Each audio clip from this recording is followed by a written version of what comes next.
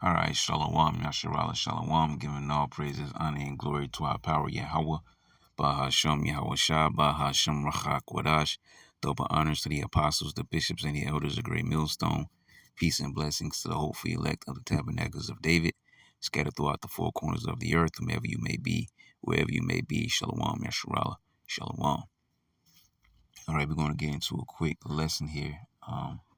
Pretty much another according to the Bible. I believe we're number 51, 50, 51, 52, somewhere around there. All right. And pretty much we'll play around with the title, but it's the three usual suspects, okay? Meaning because we of the hopeful elect, that come to this truth, we understand what the truth is. But when you're dealing with the world itself, there's the big argument that these so-called Arabic people are the people of the Lord. And then you have the Jewish people, which are actually the Amalekites. They're the people of the Lord. And they make sure they downplay those of us that call ourselves Hebrew Israelites, because we actually are the true Hebrew Israelites.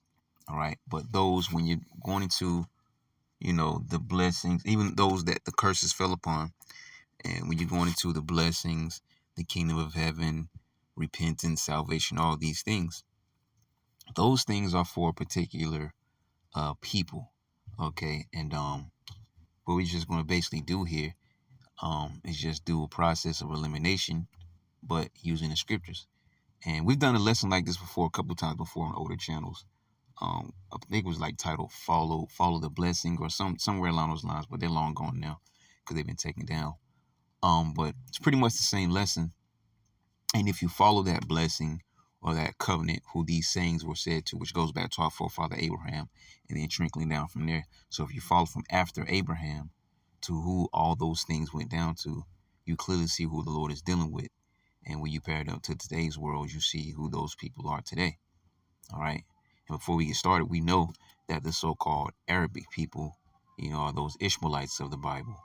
All right. The so-called Negroes, Latinos, and Native Americans are the 12 tribes of Israel. And then you have Esau, whose name was changed to Edom. All right. Who's the father of the Edomites, as well as also the Amalekites, being a house of those particular family. Going back to Esau, he's the father of the so-called white people of the earth. So keep that in mind as we move forward. And we'll probably start with, which this is a beautiful chapter. I've gone into portions of this chapter before, and Lord willing, we actually go into the whole entire chapter. But for sake of this lesson, I just want to grab verse 1. Isaiah 54:1. So it says, "Sing, O barren, thou that didst not hear. Break forth into singing and cry aloud, thou that didst not travail with child." All right. It says, "For more are the children of the desolate than the children of the married wife, said the Lord Yahweh." And this goes back to what we just mentioned, our forefather Abraham, okay, dealing with the children of the desolate. But the children of the married wife are dealing with you Israelites, okay? So, and we'll go into that. Let's read it one more time. "Sing, O barren, thou that didst not hear. Break forth into singing and cry aloud, thou that didst not travail with child." All right, thou that didst not travail with child. It says, "For more are the children of the desolate than the children of the married wife." The children of the married wife are going to be dealing with you Israelites. The children of the desolate is going to be dealing with the so-called Arabic people, or the Ishmaelites, however you want to term them. Okay, said the Lord Yahweh. Now, this goes back into history. So let's go to Genesis chapter 16. All right. And we'll read. It says, "Now Sarai," look, notice what it says in the subheading, Sarai and Hagar. Okay, keep that in mind. Now it says, "Now Sarai, Abram's wife," this is the same as Abraham, but at the time his name was Abram. "Now Sarai, Abram's wife," all right, Sarai, Abram's wife, okay, "bare him no children, and she had an handmaid, an Egyptian, whose name was Hagar." And right there, off the gate, we get the key players of this count and what it's all about. As a matter of fact, let me get Sarai real quick. Okay. and it means princess, right? It says original same name of Sarah, the wife of Abram or Abraham, right? We know that, okay? And so, and then you have Hagar, who was an Egyptian. So whenever a man, an Israelite man that is, takes a woman of a heathen nation for himself, she becomes a lesser wife, which is known as a concubine. Only an Israelite woman can be an actual wife of an Israelite man, but a woman of a heathen nation will be only a concubine. All right, she'll be like a wife with way lesser status and privileges and things of that nature, right, than an actual Israelite woman would have. And so we have Hagar here, which means flight because she did run away. That's funny. Sarah's Egyptian slave girl, see, Abraham's concubine, Ishmael's mother. And check this out. Keep that in mind where it says Ishmael's mother, because this is very interesting how the blue letter will lie to you, all right, when we get down to talking about Esau, all right? But just keep that in mind for now. So it says, now Sarai, Abram's wife, bare him no children, and she had an handmaid, an Egyptian whose name was Hagar. It says, and Sarai said unto Abram, behold, now Yahweh hath restrained me from bearing, all right, having children.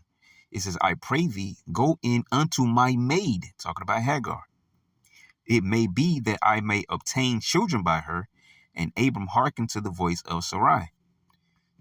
And Sarai, Abram's wife, took Hagar, her maid, the Egyptian, after Abram had dwelt 10 years in the land of Canaan, and gave her to her husband Abram to be his wife, which is a concubine, as we just read, a lesser status wife. It says, and he went in unto Hagar, and she conceived. She got pregnant. And when she saw that she had conceived, her mistress was despised in her eyes. Let's get the word despised. Qualo. All right, to be slight, be swift, be trifling, be of little account, be light. Pretty much those are all the same there. Be insignificant. To make despicable. Okay. To treat with contempt, bring contempt or dishonor. That's interesting too. Okay, so it says, and when she saw that she had conceived, her mistress was despised in her eyes. Talking about Sarai, right? We go into that. Okay. All right, lady. No, queen is going off, but lady, mistress. Okay. Gabayar. Yeah, Gabayar, how you pronounce it. But anyways, getting back, it says, and he went in unto Hagar, and she conceived, and when she saw that she had conceived, her mistress was despised in her eyes. And Sarai said unto Abram, my wrong be upon thee. I have given my maid into thy bosom. And when she saw that she had conceived, I was despised in her eyes, you see? So she kind of is like she got beside herself or whatever, all right? So it says, I have given my maid into thy bosom, and when she saw that she had conceived, I was despised in her eyes. The Lord Yahweh judged between me and thee. But Abram said unto Sarai, behold, thy maid is in thy hand. Do to her as it pleaseth thee. And when Sarai dealt hardly with her, she fled from her face. Remember just what her name means? What was it? Flee or something like that? I don't see the name Hagar anywhere. Here it is. There's one right there. Let me get it real quick. Let's pull up her name again. Yeah, flight. All right, her name means flight. And she took flight, okay? But Abram said unto Sarai, behold, thy maid is in thy hand, to do to her as it pleaseth thee. And when Sarai dealt hardly with her, she fled from her face. And the angel of Yahweh found her by a fountain of water in the wilderness, by the fountain in the way to Shur. And he said, Hagar, Sarah's maid, whence camest thou? And whither wilt thou go? Where you come from, where you going? And she said, I flee from the face of my mistress Sarai. And the angel of Yahweh said unto her, return to thy mistress, and submit thyself under her hands. And the angel of Yahweh said unto her, I will multiply thy seed, talking about Hagar, I will multiply thy seed exceedingly, that it shall not be numbered for multitude. Keep that in mind. It says, and the angel of Yahweh said unto her, behold, thou art with child, and shalt bear a son, and shalt call his name Ishmael. All right, Yashma'Allah. All right, Shemai meaning here. Okay, as a matter of fact, we just pull it up right here. So she ran away pregnant. Here it is, Yashma'Allah. Okay, Shemai meaning here. See, God will hear. Son of Abraham and Sarah's handmaid Hagar, and the progenitor of the Arabian peoples. Keep that in mind. Because remember, I told you the blue that's going to lie to you when we go to Esau. So, and we get in the history of exactly who these people are. And those people over there in real time today, they know who they are and where they come from, even though they're trying to lay claims to the land or being the people or whatever. All right? Just check me out. So it says, and shall call his name Ishmael, Yashma'Allah, because Yahweh hath heard thy affliction, and he will be a wild man. His hand will be against every man, and every man's hand against him, and he shall dwell in the presence of all his brethren. All right. Now, I want to read any more. Yeah, we can stop right there. Now, before we move on, I want to go to Galatians. Okay, chapter 4. Okay, we're going to make a pit stop in Galatians chapter 4. All right. Look, notice the subheading here, bond and free. Right? Oh, look, that's beautiful. See that precept right there? Isaiah 54:1. You see? Can't make it up.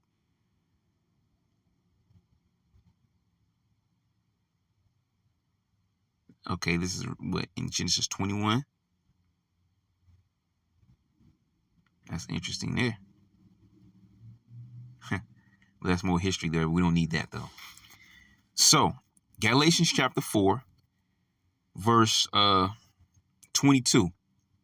It says, for it is written, meaning it's in the Old Testament, for it is written that Abraham had two sons. That we know Abraham had more than two sons. The two sons it's talking about is Ishmael and Isaac. For it is written that Abraham had two sons, the one by a bondmaid and the other by a free woman. Who was the bondmaid? We just read over that history there in Genesis 16 chapter. It's talking about Hagar, right? And the other by a free woman, Sarai. Okay, in Israelite, if I'm correct.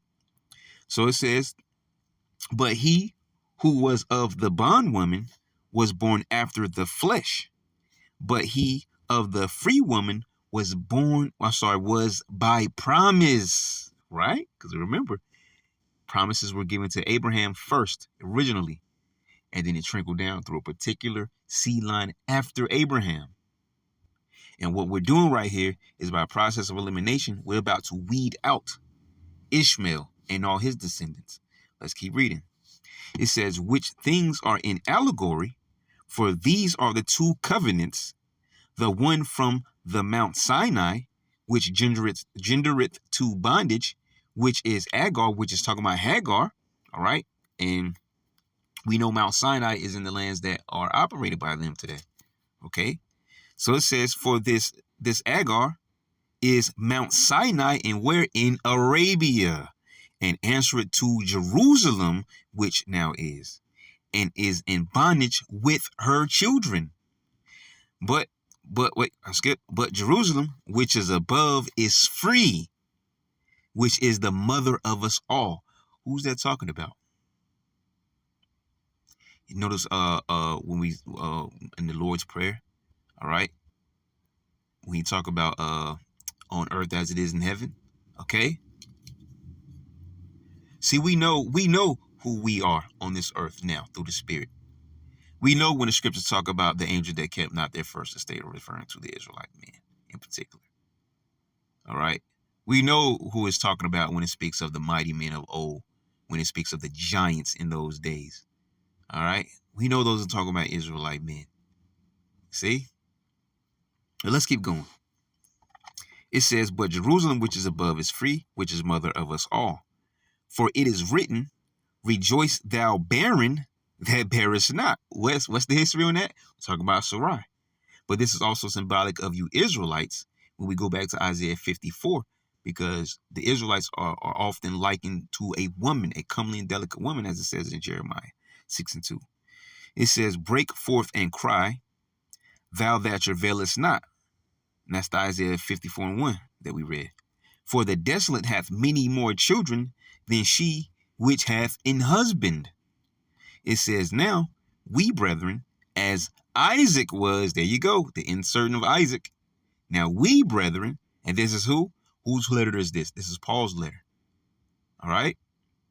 That's why he said brethren, because he's speaking to other Israelites, or I guess you could say speaking, but writing to other Israelites. Right? Now, we brethren, as Isaac was, are the children of the promise, because the promise went down to Isaac, not to Ishmael. And we're going to get that after we read this. So keep verse 28 in mind as we go to the next portion here. It says, but as then he that was born after the flesh persecuted him that was born after the spirit, even so it is now. Nevertheless, what saith the scripture? Cast out the bondwoman and her son, for the son of the bondwoman shall not be heir with the son of the free woman. Keep that in mind. So then, brethren, we are not children of the bondwoman, but of the free. So Paul was basically retelling history to show the separation between the family line of Ishmael, or coming from Hagar, which in Psalms 83rd chapter calls them the Hagarines, naming them after their mother. Why? Because the promise went from Abraham to Isaac, not from Abraham to Ishmael.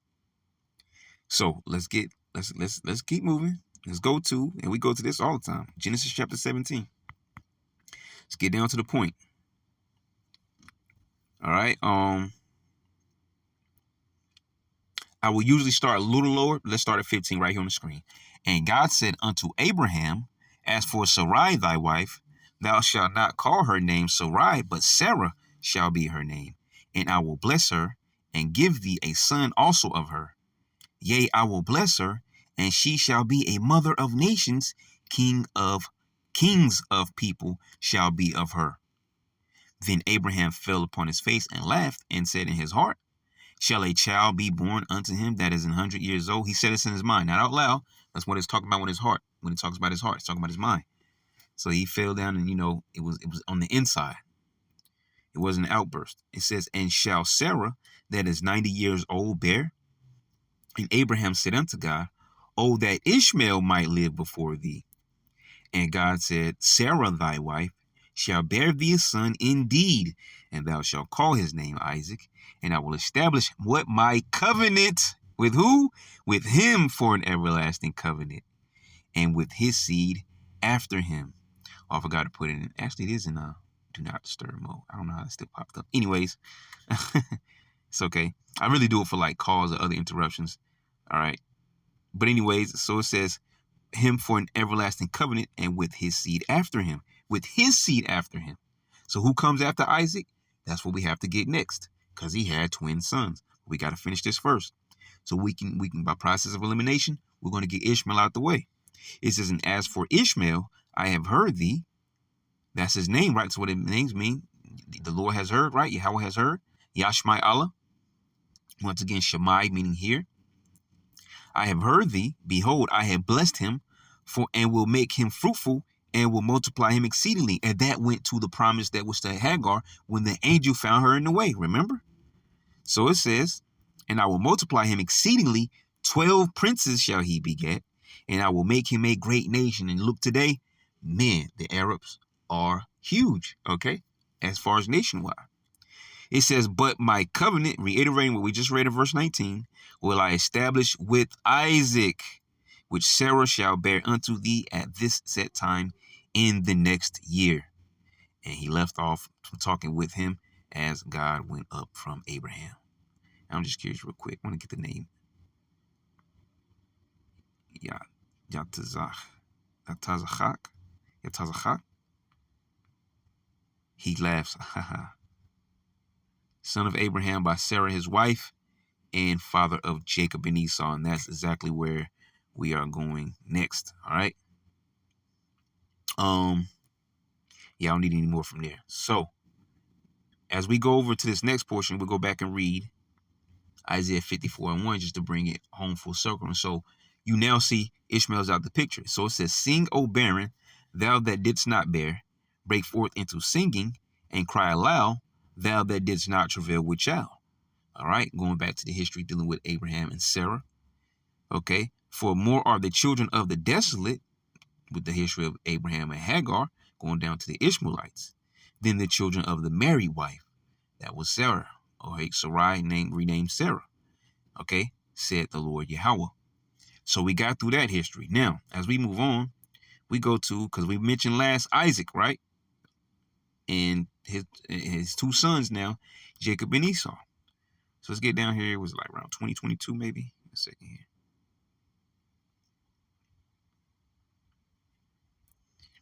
That's pretty much it. I mean, we can really start at 22. We'll start at 19 for sake of this lesson. Notice the subheading, Isaac's sons. It says, "And these are the generations of Isaac, Abraham's son. Abraham begat Isaac, and Isaac was 40 years old when he took Rebekah to wife, the daughter of Bethuel, the Syrian of Padanaram, the sister to Laban the Syrian. And Isaac entreated the Lord Yahweh for his wife, because she was barren, and Yahweh was entreated of him, and Rebekah his wife conceived." So she was also barren, but because of the Lord, because he controls all those things anyways, she was able to have a child, right? Get pregnant. So it says, "And the children struggled together within her, and she said, If it be so, why am I thus? And she went to inquire of Yahweh. And Yahweh said unto her, Two nations are in thy womb, and two manner of people shall be separated from thy bowels, and the one people shall be stronger than the other people, and the elder shall serve the younger." Okay, who's the elder that came out first? Esau shall serve the younger, all right, which is Jacob.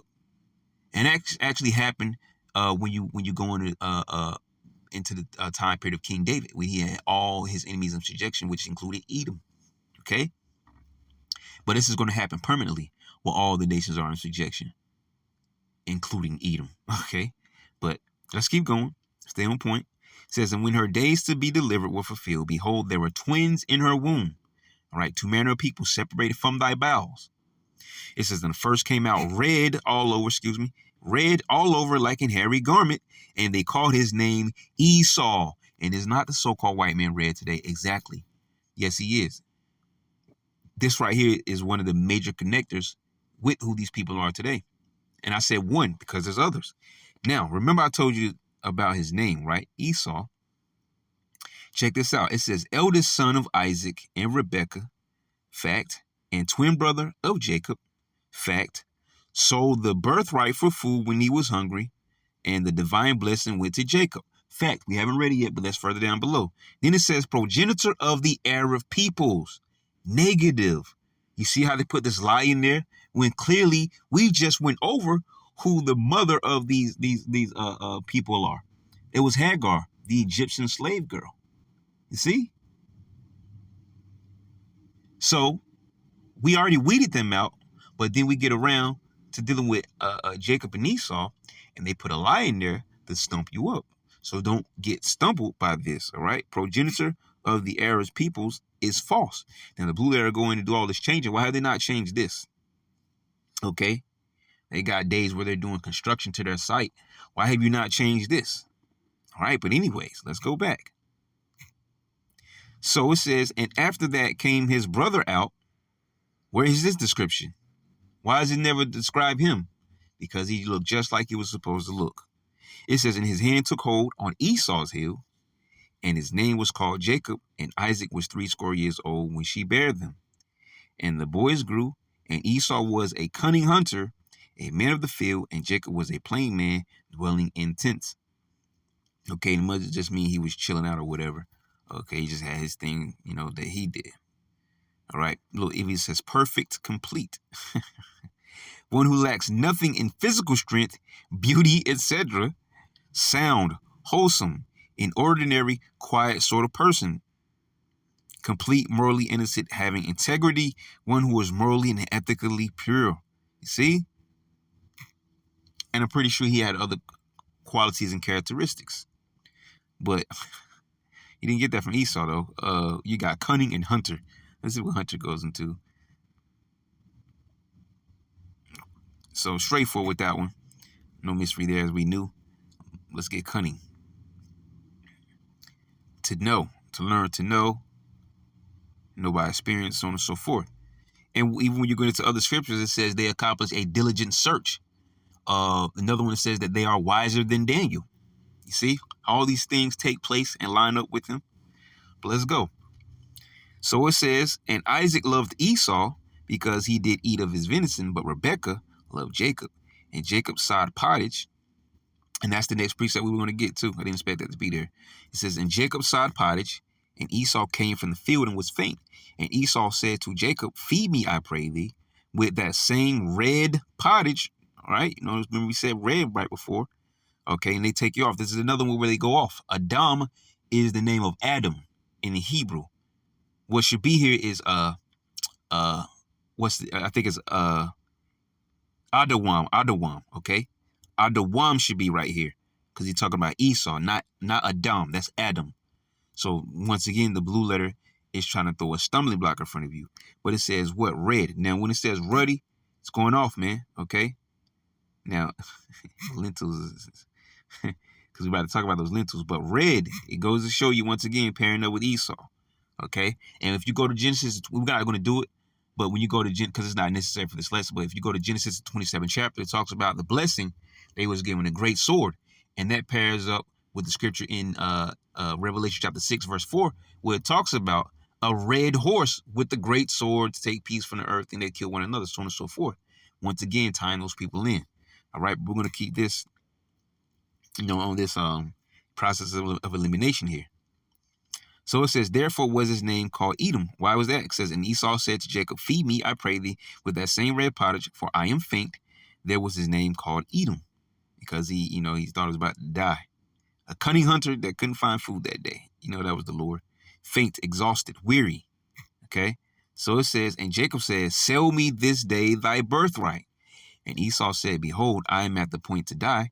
And what profit shall this birthright do to me? So the nigga felt so like he's about to die.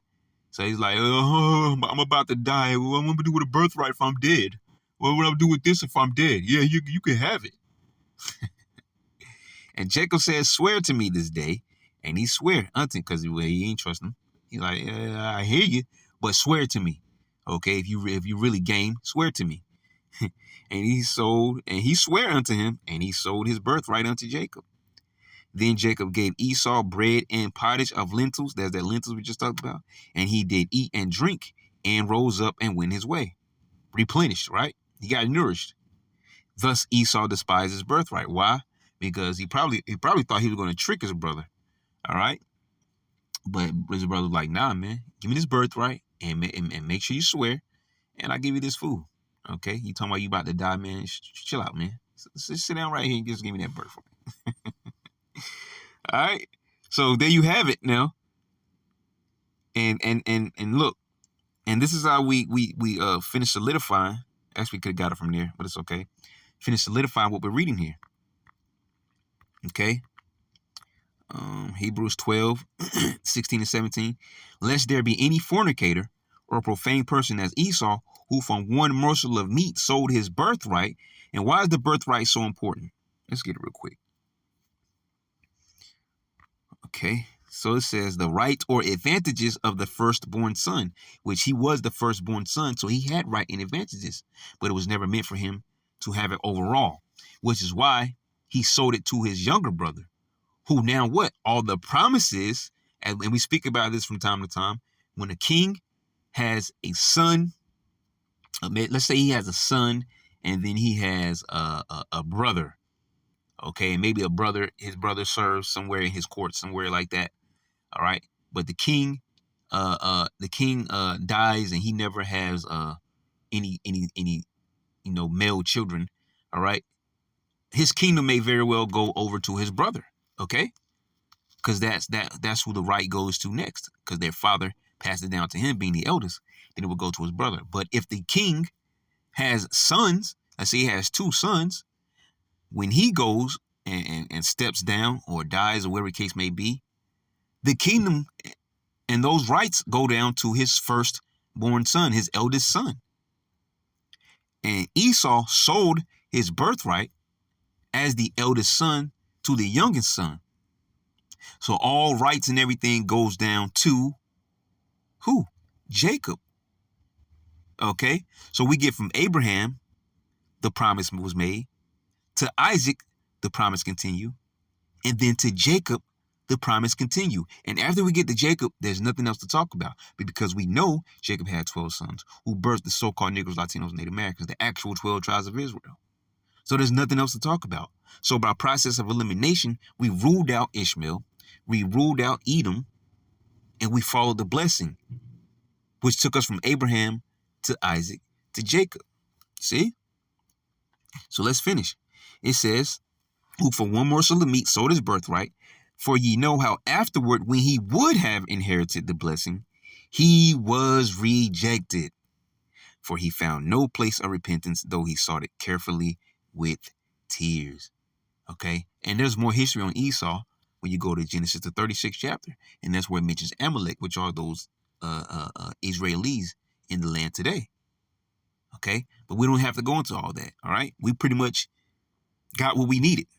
By process of elimination, we dealt with the three usual suspects. Okay?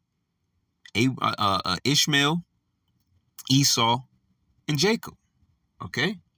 And we see the promise went from Abraham, skipped over Ishmael, went to Isaac, and from Isaac, it skipped over Esau and went to Jacob.